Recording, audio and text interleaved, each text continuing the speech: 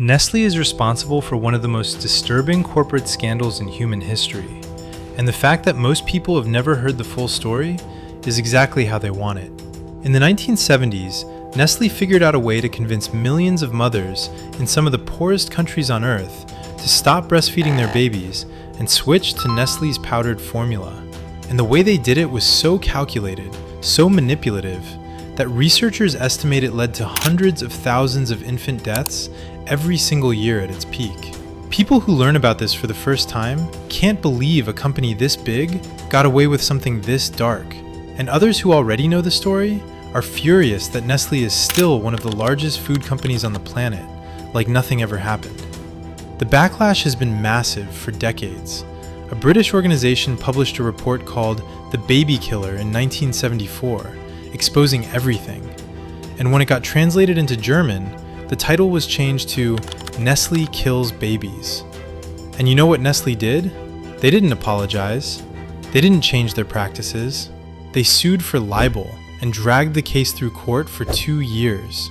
And even though they technically won, the judge told them they needed to fundamentally change their marketing or their products would become what he called lethally dangerous. And Time magazine called the whole thing a moral victory for the people Nestlé tried to silence. So how did a baby food company end up with a body count that rivals some of the worst humanitarian disasters in modern history?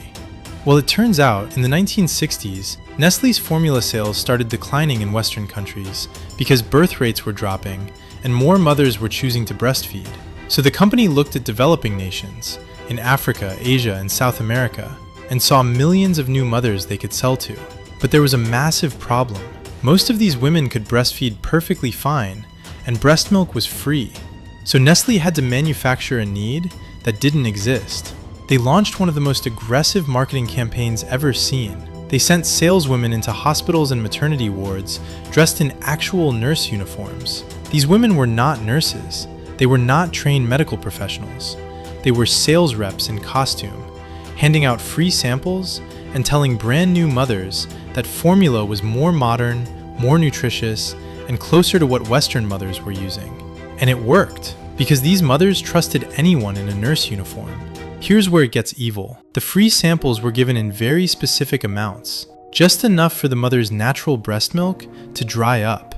Because once you stop breastfeeding, your body stops producing milk. And once that happens, you can't go back. You are now a paying customer for life, whether you can afford it or not. And most of these families couldn't afford it. So mothers started diluting the formula with water to make it last longer, which meant babies were getting a fraction of the nutrition they needed. But the real killer was the water itself. In these regions, clean water was almost non-existent. So every single bottle was being mixed with water contaminated with bacteria and pathogens. And these babies had no immune defense because they weren't getting the antibodies that breast milk naturally provides. A study out of UC Berkeley found that at the peak of this crisis, in 1981, Nestlé's formula was linked to an estimated 66,000 infant deaths in a single year among households without clean water. And over the entire span of their campaign in low and middle income countries, the numbers are staggering, with some researchers estimating the total death toll in the millions.